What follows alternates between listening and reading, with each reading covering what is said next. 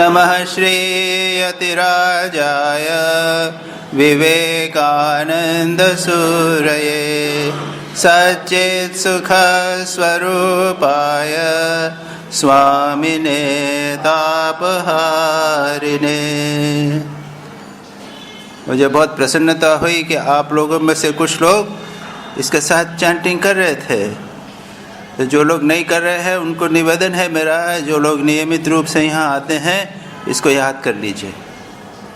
यह विवेकानंद पंचकम स्वामी रामकृष्णानंदी का रचित है, इसको याद कर लीजिए और मेरे साथ उसको चैंट किया करिएगा, ठीक है? ओके। तो हम लोग पढ़ रहे हैं देववाणी इंस्पायर्ड टॉक्स। पिछली बार हमने पढ़ा था बृहस्पतिवार को और इस बार फिर अवसर मिला है। तो हमने पहले देखा था स्वामी विवेकानंद के संबंध में कुछ बातचीत की थी और उसके बाद में कुछ पोर्शन इंस्पायर्ड टॉक का हमने पढ़ा था। उसमें ये कहा है स्वामी विवेकानंद बाइबल लेके आते हैं।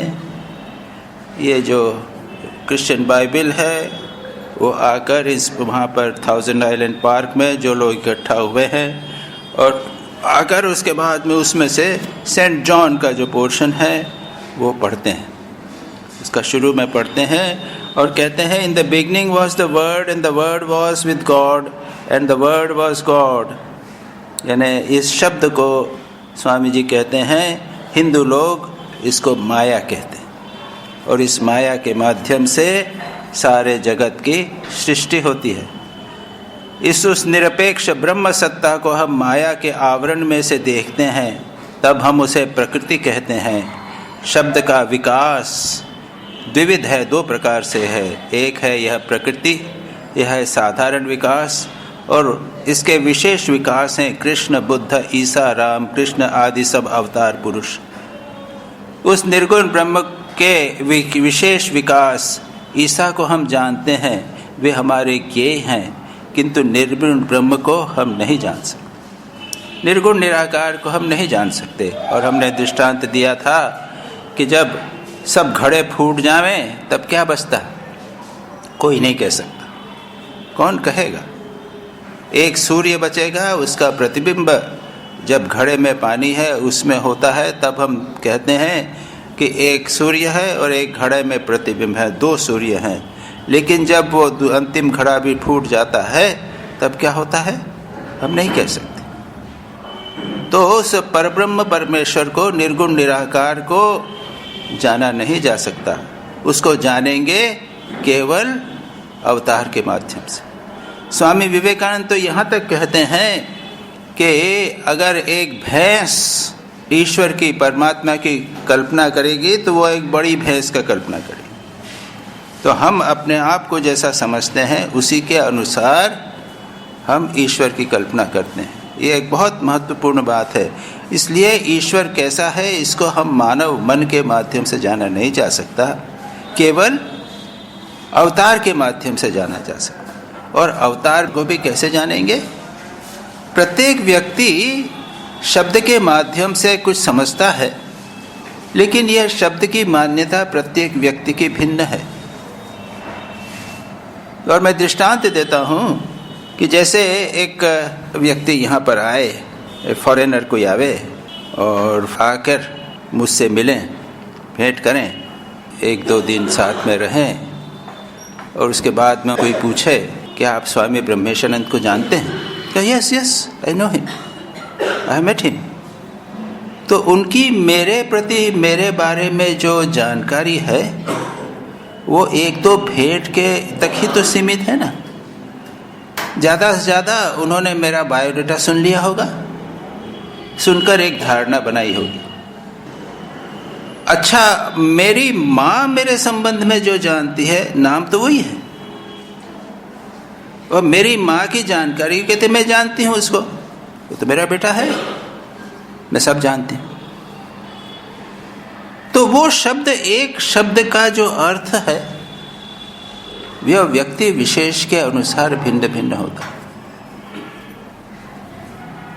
इसीलिए ओम शब्द है। यहाँ पर क्या है, शब्द की बात कर रहे हैं। और मैंने पिछली बार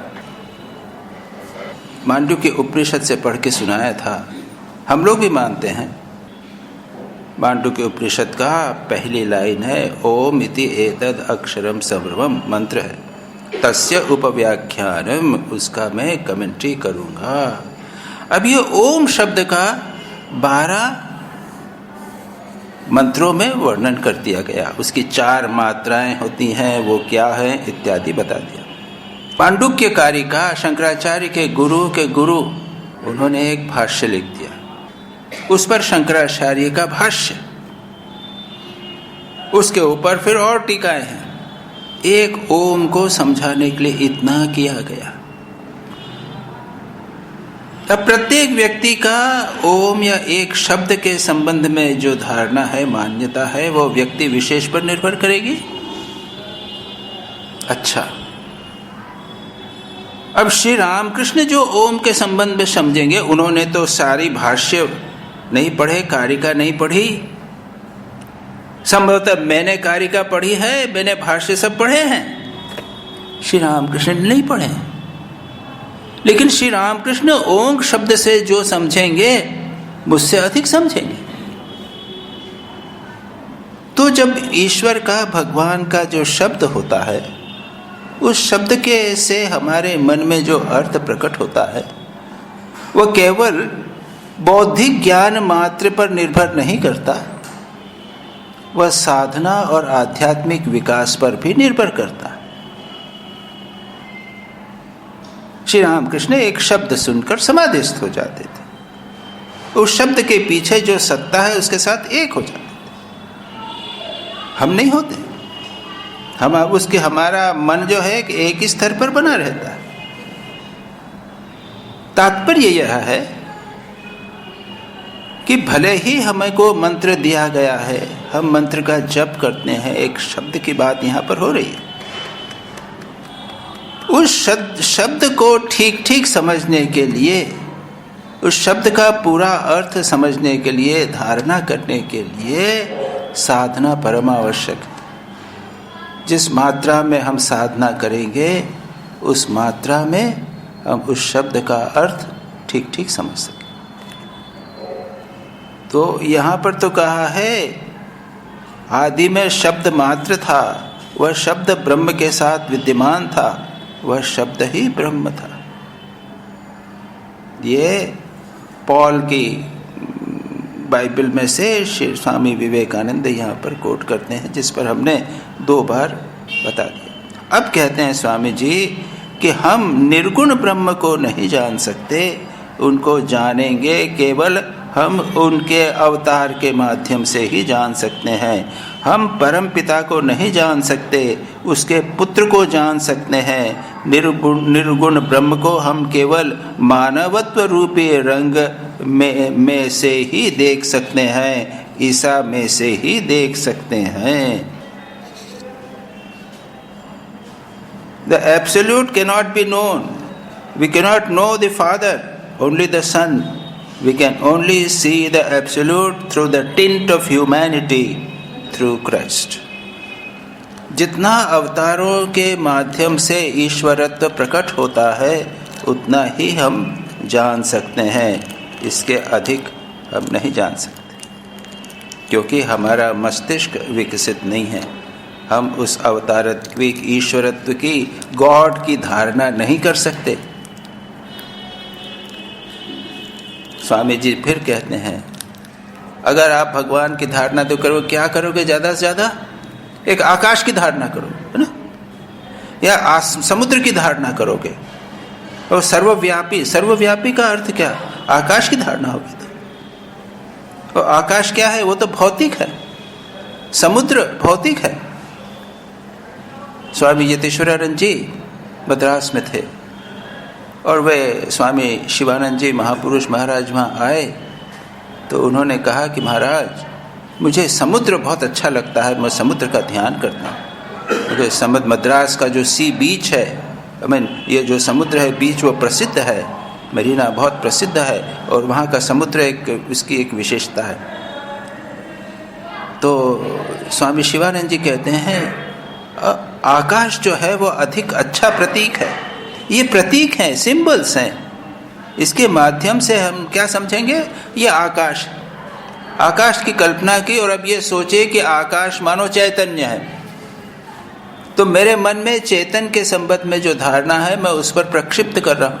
यही तो हुआ, यही हुआ मेरा ईश्वर के संबंध में, ब्रह्म के संबंध में धारणा। तो इसलिए कहा गया है कि हम भगवान को, अपने ईश्वर को, उसमें सबसे ज्यादा अभिव्यक्ति परमात्मा की होती है इन अवतारों में। और अभी हम आगे यहाँ पर देखेंगे, क्रिश्चियनिटी का ही बात चलेगी, लेकिन इसके बाद श्री स्वामी विवेकानंद जो कहेंगे उसको हम पढ़ते हैं।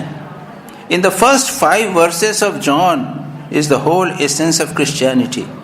Each verse is full of the profoundest philosophy. John रचित ग्रंथ की प्रथम 5 सूक्तियों में ईसाई धर्म का सार निहित है। इसकी प्रत्येक सूक्ति गंभीरतम दार्शनिक तथ्य से परिपूर्ण है। लेकिन स्वामी विवेकानंद ने इनके आगे इस पर व्याख्या नहीं की। पहला ही जो वर्ड लाइन थी, पहली सूक्ति, उसी पर उन्होंने व्याख्या की है।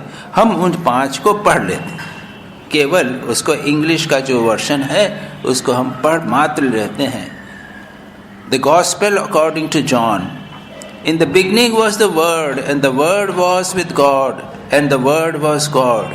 ये हुआ, और इस पर स्वामी जी ने कमेंट्री की। He was in the beginning with God. वह जो शब्द था वह प्रारंभ में गॉड, भगवान के साथ था। All things were made through him, and within him nothing was made that was made. तात्पर्य क्या? वो कहते हैं कि इस हिम यानी शब्द, तो शब्द जो था वो भगवान के साथ में था और उसी के माध्यम से सब कुछ उत्पन्न हुआ। यानी वही बात जो स्वामी विवेकानंद कहते हैं, प्रकृति, ये जो शब्द है उसका एक पोर्शन है प्रकृति। In him was life and the life was the light of man. अब आगे कहते हैं इसका दूसरा जो अभिव्यक्ति है और वह है उसके अवतार के रूप में। तो उसमें वह in him was life and the life was the light of men and the light shines in the darkness and the darkness did not comprehend it. और ये लाइट जो है वो डार्कनेस में अभी यहाँ आएगा, स्वामी जी उसको बताएंगे कि जब यह प्रकाश होता है, शब्द का प्रकाश होता है, प्रकृति का प्रकाश होता है, उससे अंधकार दूर होता है, अंधकार उसको जान नहीं सकता। तो अंधकार यानी क्या? ये जगत जो हम लोग हैं, जो अज्ञान में हैं, अज्ञान के माध्यम से हम शब्द को नहीं जान सकते। अब स्वामी विवेकानंद क्या कहते हैं?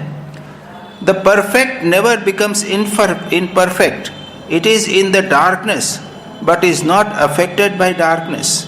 God's mercy goes to all, but is not affected by their wickedness. अब स्वामी जी आगे कहते हैं, जो पूर्ण स्वरूप हैं, जो परफेक्ट हैं, वे कभी अपूर्ण नहीं होते। भगवान, परमात्मा, ईश्वर, हम जिसे विष्णु कहते हैं, वे अवतार लेते हैं, अवतार लेकर सीमित हो जाते हैं, कृष्ण बन जाते हैं, राम बन जाते हैं, राम बनकर सीता के लिए रोते हैं, कृष्ण बनकर चोरी करते हैं। हम कहते हैं कि ये कैसे अवतार, ये कैसे अवतार? स्वामी जी कहते हैं कि अंधकार के मध्य में रहते हुए भी वे अंधकार से अस्पृष्ट रहते हैं। ईश्वर की दया सभी के ऊपर रहती है, किंतु उनका, मनुष्यों का पाप उन्हें छू नहीं सकता। श्री रामकृष्ण तो कैंसर हो गया,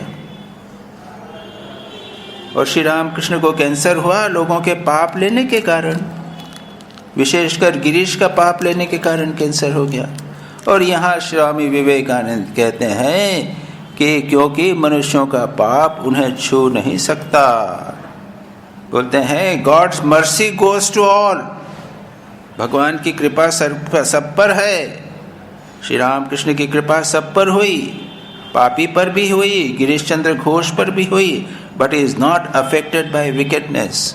उनके पाप से वे प्रभावित नहीं होते। सामान्य व्यक्ति प्रभावित हो जाएगा।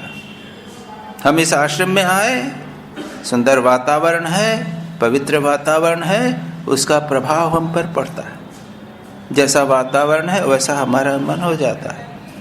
आप सिनेमा में जाकर बैठिए, उसका प्रभाव आपके मन पर होगा। जैसा वातावरण होगा उसका प्रभाव होगा। बुरे लोगों के बीच में रहने पर प्रभाव पड़ेगा। इसलिए सत्संग की बात करते हैं, दुस्संगम सर्वथैव त्याज्यम। नारद भक्ति सूत्र में कहते हैं कि दुस्संग सदा त्याग करिए। क्यों? हम पर उसका प्रभाव पड़ेगा, अवतारों पर नहीं पड़ता। लेकिन देखते हैं, पढ़ा श्री राम कृष्ण से पढ़वा, माँ शारदा कहती हैं मेरे पैर जल गए, लोग आकर मुझे स्पर्श कर रहे हैं, मेरे पैर जल गए। पैर तो जल गए, लेकिन माँ के मन में पाप नहीं आया। याद रखिए, ये बहुत महत्वपूर्ण बात है। महापुरुष संतों, महापुरुषों में दुस्संग से मन में दुस्संग नहीं होता, मन में बुरे विचार नहीं आते, उनके शरीर में कष्ट हो सकता है। लेकिन यहाँ तो श्री राम कृष्ण कहते हैं कि God mercy goes to all, but this God is not affected by the wickedness. कहते हैं पाप उन्हें छू नहीं सकता। आगे दृष्टांत देते हैं, हम नेत्र रोग से ग्रसित हो सूर्य को अन्य प्रकार से देख सकते हैं, किंतु सूर्य जैसा पहले था वैसा ही रहता है, उसमें कुछ भी परिवर्तन नहीं होता।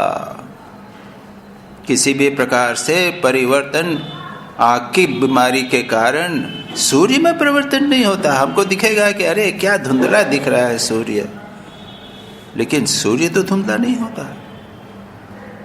तो यही बात कहते हैं यहाँ पर, महापुरुष लोग, अवतारी पुरुष लोगों के पापों से प्रभावित नहीं होते। तो मैंने तो अभी कहा प्रभावित होने की बात कही, लेकिन तीसरी बात इससे आगे चलिए।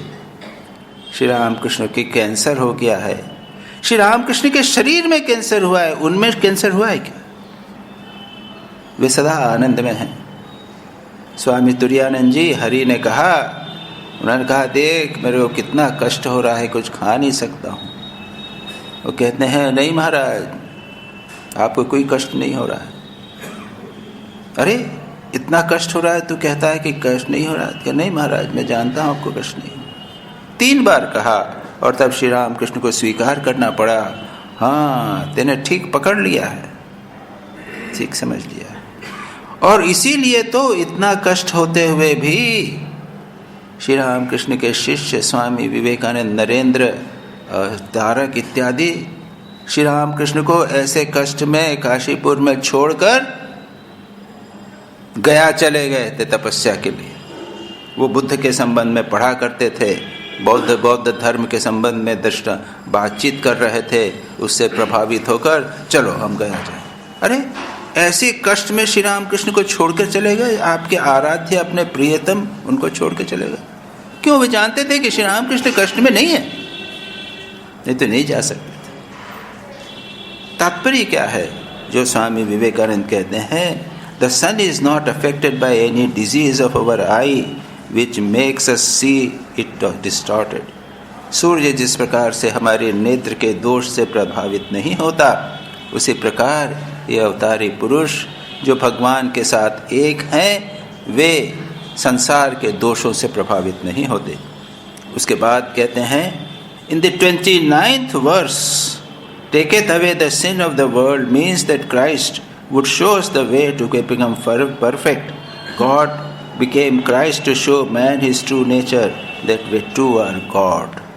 कहते हैं स्वामी विवेकानंद, जॉन के 29वें श्लोक में लिखा है, जगत का पाप दूर करते हैं। उसका अभिप्राय यह है कि ईसा हमें पूर्णता प्राप्त करने का पथ दिखा देंगे। देखिए ये क्या है, जॉन का 29वां।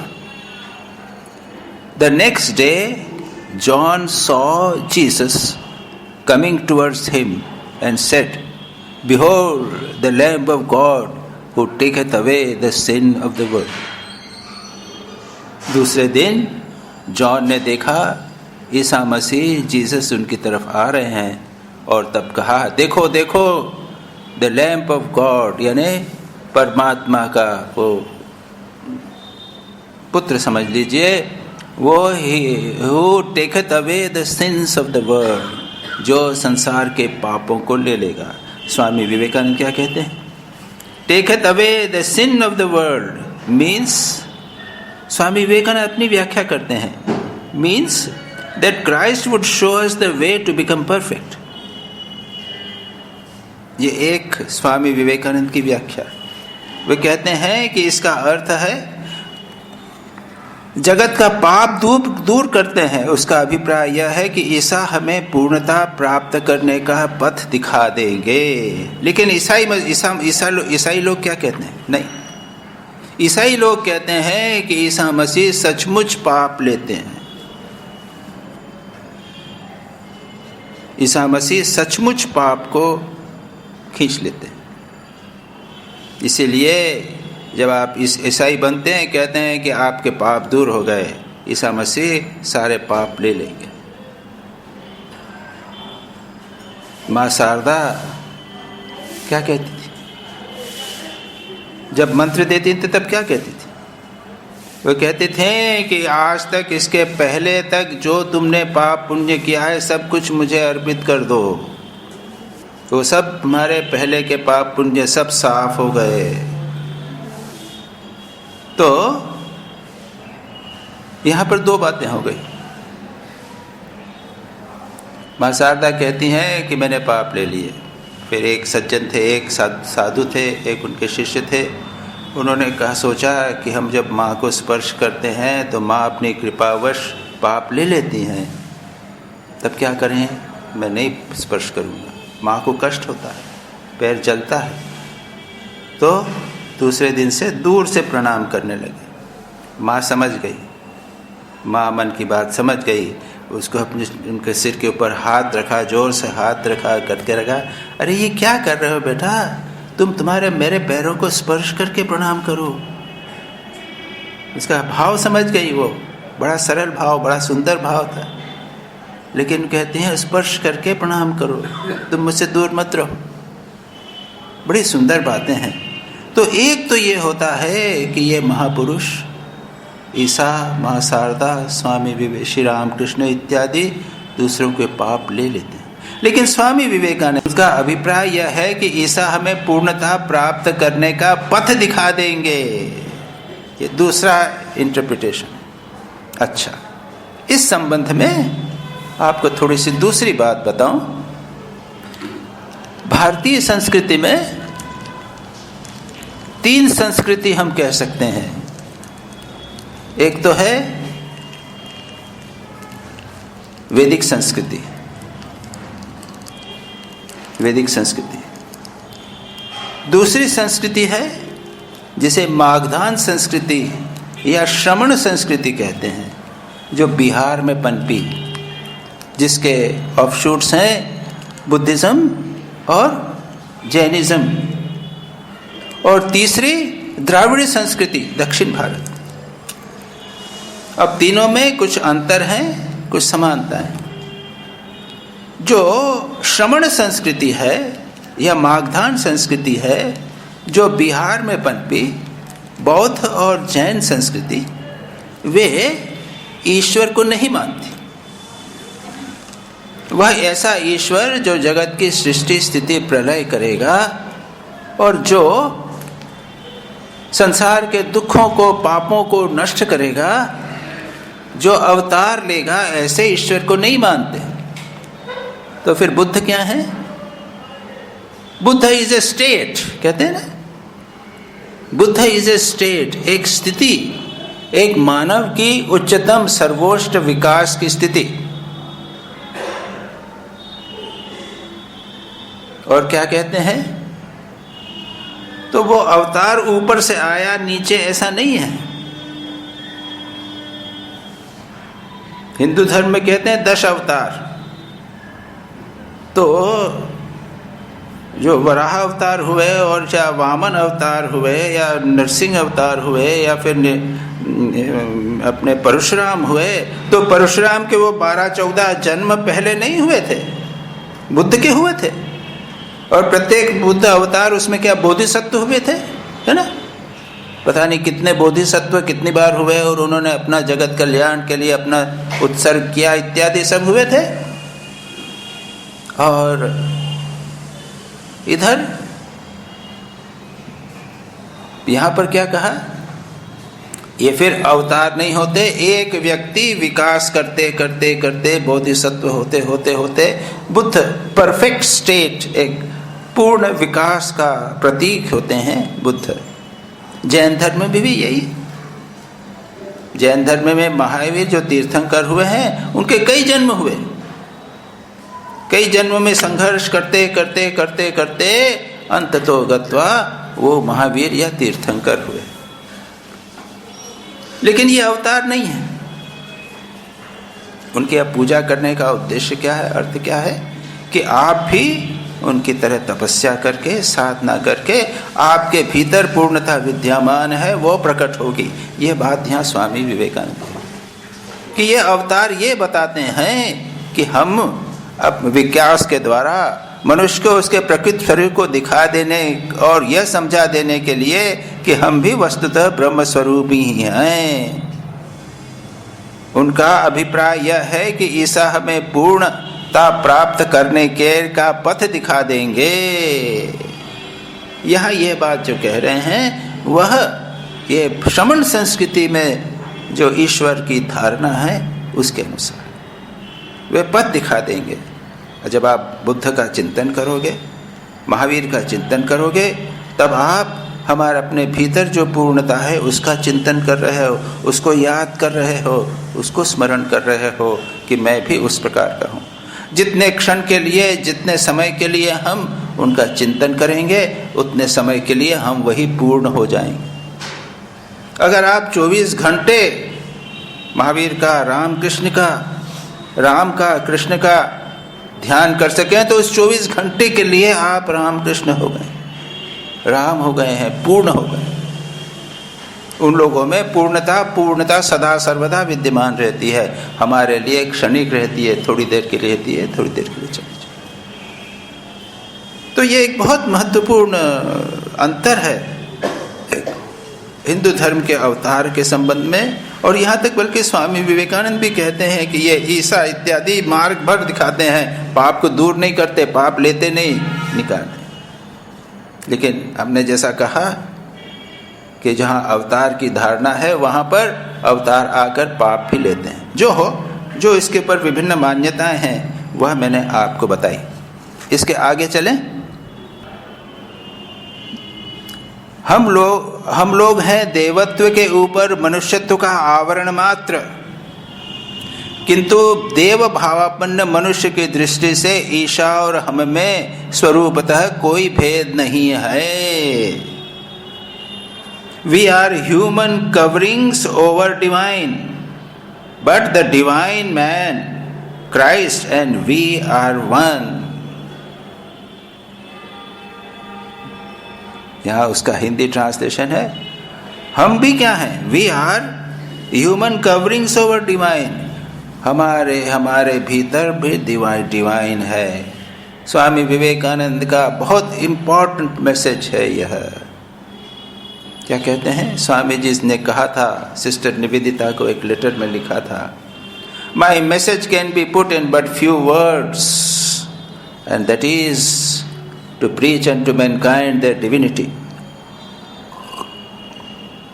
and how to manifest it in every movement of life. मानव को उसकी देवत्व की शिक्षा देना और यह बताना कि उसे जीवन के प्रत्येक क्षण में, प्रत्येक स्तर पर प्रत्येक अवस्था में कैसे अभिव्यक्त करना। Each soul is potentially divine. महाराज स्वामी विवेकानंद बार बार कहते हैं इस चीज को। मेरे जीवन का लक्ष्य है मानव को उसके देवत्व की शिक्षा देना। बार बार स्वामी जी कहते हैं कभी मत सोचो कि तुम मनुष्य हो। वो कहते हैं it is a blasphemy to call man a man. मानव को मनुष्य कहना ये पाप है। मानव मानव नहीं है, देव है, महान है। और वो सर्वदा उस प्रकार का व्यवहार करते थे। उनके साथ जो लोग रहते थे उनके जीवन में इस तरह परिवर्तन हो जाता था। उन्हें लगता था कि ये हमारे साथ इस प्रकार व्यवहार कर रहे हैं, भिन्न प्रकार का व्यवहार कर रहे हैं। वही बात श्री रामकृष्ण में थी।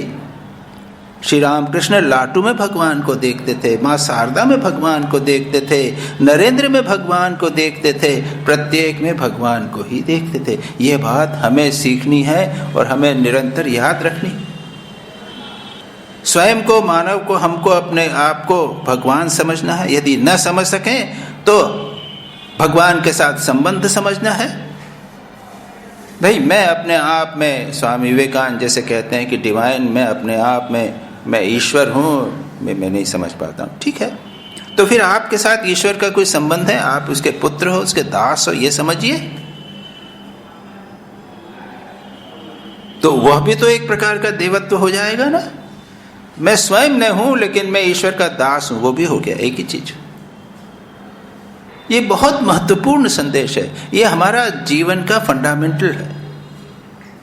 प्रत्येक भक्त, आप लोग जो यहाँ बैठे हुए हैं, आध्यात्मिक साधना करना चाहते हैं, प्रारंभ करना है यह समझकर कि मैं डिवाइन हूँ, मैं भगवान के साथ संबंधित हूँ, मैं मानव नहीं हूँ। जिस प्रकार मेरे माता पिता हैं उससे अधिक भगवान मेरे माता पिता हैं।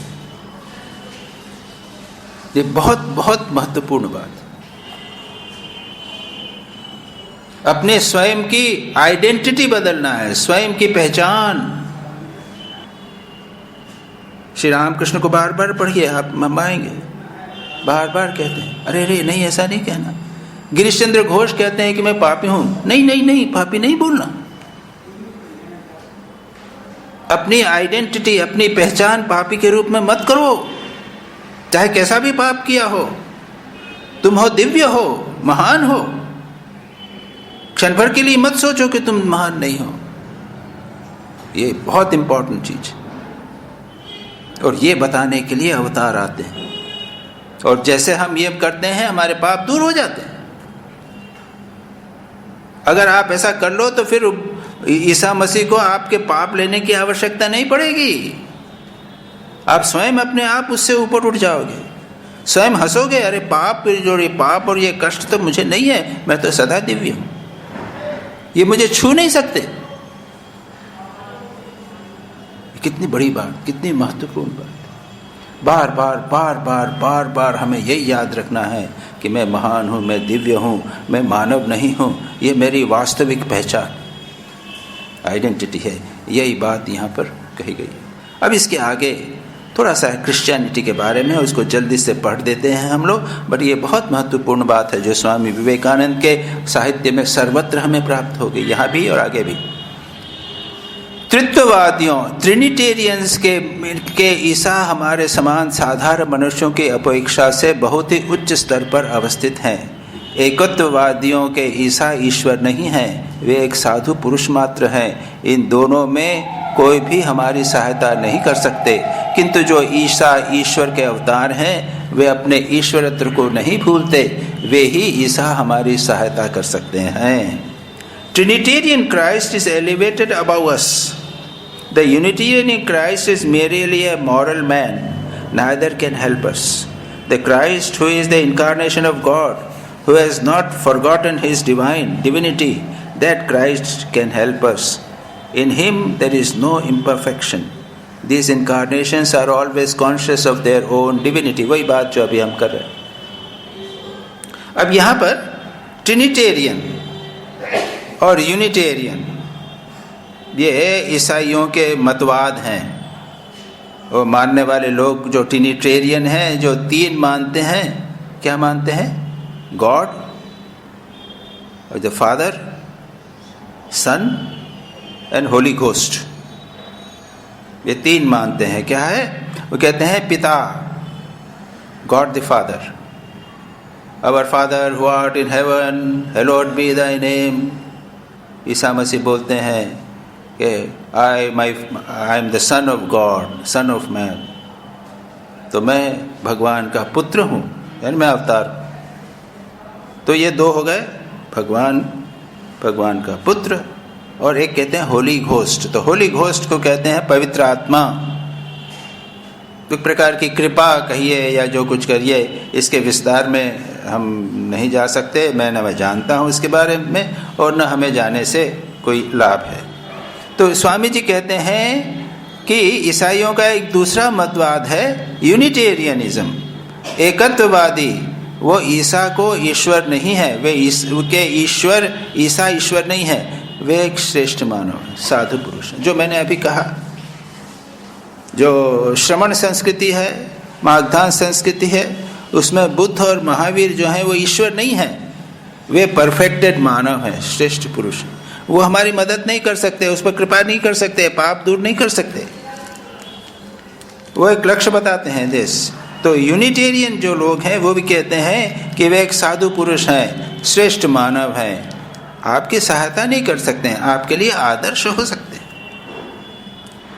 इन दोनों में कोई भी हमारी सहायता नहीं कर सकता। ये जो तीन बताया, फादर, सन और होली घोस्ट वाला, और दूसरा बताया ईसा जो है या अवतार जिसे हम कहते हैं, वे एक श्रेष्ठ मानव मात्र हैं, उससे हमें सहायता नहीं मिल सकती। लेकिन जो ईसा अवतार हैं, ईश्वर के अवतार हैं, वे अपने ईश्वरत्व को नहीं भूलते, वे ही ईसा हमारी सहायता कर सकते हैं। अभी हमने इस बात को देखा। श्री राम कृष्ण वे सदा जानते थे, वे सदा अपने आप को ईश्वर के साथ एक समझते थे। आप पढ़िए श्री राम कृष्ण वचनामृत को, आप श्री राम कृष्ण को जब मैंने देखा और पढ़िए, आप देखेंगे श्री राम कृष्ण सदा सर्वदा अच्छी तरह जानते थे कि वे और परमात्मा एक, कोई अंतर नहीं। इसलिए वे कहते थे मुझे जानने से ही हुआ, अगर तुम्हारा मुझे मेरे प्रति प्रेम है तो हो गया। तो जो अवतार हैं, जो परमात्मा के साथ एक हैं, वे अपने स्वरूप को कभी नहीं भूलते। अभी हमने बात की ना, अरे हमें ही अपने स्वरूप को कभी नहीं भूलना चाहिए, तो जो अवतार हैं वो क्या अपने स्वरूप को कभी भूलेंगे? वो कभी नहीं भूलते। और यही व्यक्ति, ये हमें उनमें किसी प्रकार की अपूर्णता नहीं है। इन सभी अवतारों को सर्वदा स्मरण रहता है कि वे साक्षात ईश्वर हैं। उनका यह ज्ञान जीवन भर वैसा ही बना रहता है। वे उन अभिनेताओं के समान है जिनका अपना अभिनय समाप्त हो चुका है, जिनका निजी अन्य कोई प्रयोजन नहीं है, तो भी दूसरों को आनंद देने के लिए रंगमंच पर बार बार आते हैं। इन महापुरुषों को संसार की कोई भी मलिनता छू नहीं पाती। वे हमें कुछ काल तक शिक्षा देने भर के लिए मनुष्य होकर आते हैं। वे ऐसा अभिनय करते हैं मानो वे हमारे ही सदृश बद्ध हैं, किंतु वास्तव में वे कभी भी बद्ध नहीं हैं। वे सर्वदा मुक्त स्वभाव ही रहते हैं। These incarnations are always conscious of their divinity. They know it from their birth. They are like the actors whose play is over, but who after their work is done, return to please others. These great ones are untouched by aught of earth. They assume our form and our limitations for a time in order to teach us. But in reality, they are never limited.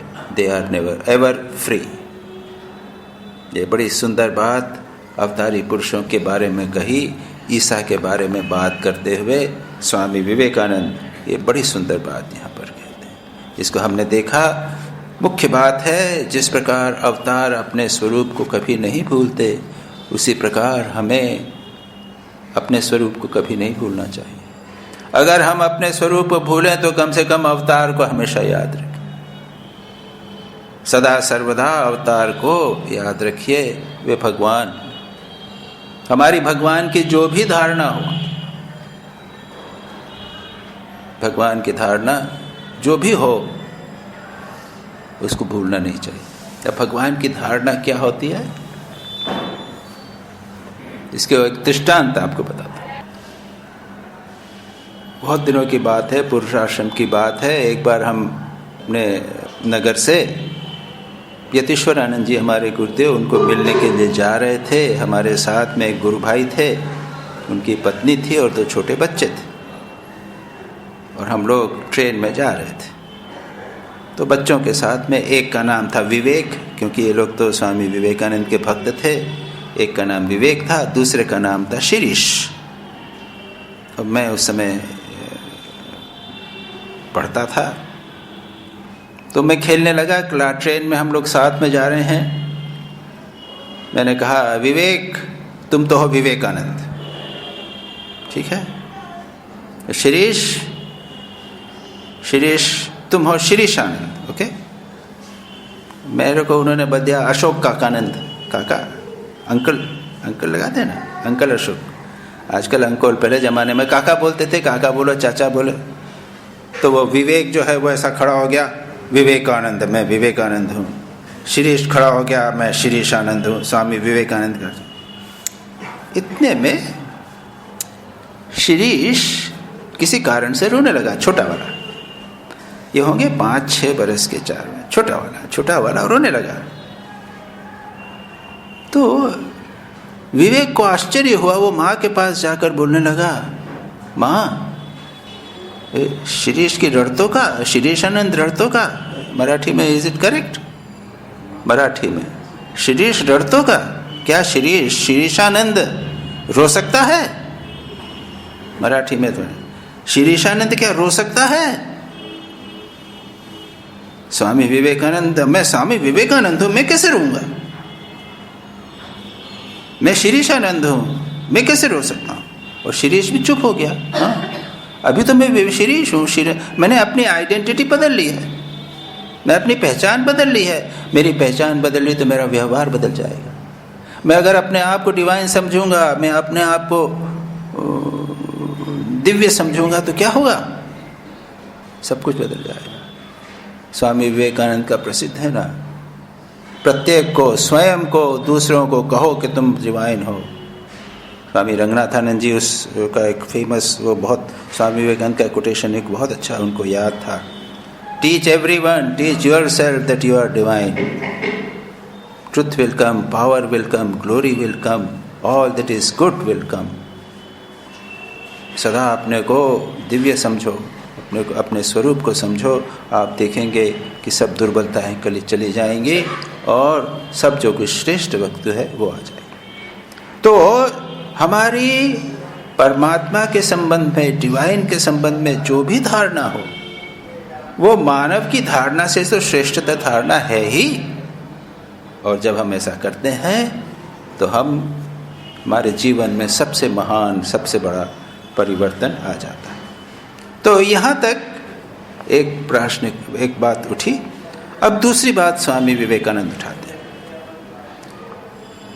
Good is near truth but not yet truth. After learning not to be disturbed by evil, we have to learn not to be made happy by good. We must find that we are beyond both evil and good. We must study their adjustment and see that they are both necessary. ये नया अलग विषय प्रारंभ होता है, और सच पूछा जाए तो समय तो हो गया है ना, 6 तो बज गया है अनुकरण लिखते। थोड़ा सा प्रारंभ करते हैं। या हिंदी अनुवाद में गुड को मंगल किया है, उसे शुभ। यद्यपि सत्य के समीपवर्ती है, किंतु तो भी वह सत्य नहीं है। अमंगल या अशुभ हमें विचलित न कर सके। यह सीखने के बाद हमें यह सीखना होगा कि मंगल भी हमें सुखी न कर सके। हमें जानना होगा कि हम मंगल और अमंगल दोनों से परे हैं, सुख और दुख, शुभ और अशुभ, इन दोनों से हम परे हैं। ये एक बहुत इम्पोर्टेंट विषय है जिसकी चर्चा हम अगली बार करेंगे। समय हो गया, बहुत एक भिन्न विषय प्रारंभ होगा। दोनों चीज़ें जो हैं शुभ और अशुभ, एक कांटे से एक कांटा लगा हुआ है, उसको आप अविद्या का कांटा लगा हुआ है, उसको विद्या के कांटे से निकालिए, उसके बाद दोनों कांटों को छोड़ दीजिए। शुभ और अशुभ की दोनों की आवश्यकता है, लेकिन इनके परे जाना है हमको। इसकी चर्चा हम अगले बृहस्पतिवार को करें। नमः श्री यतिराजाय विवेकानंद सूरये सच्चित् सुख स्वरूपाय स्वामिने तापहारिणे।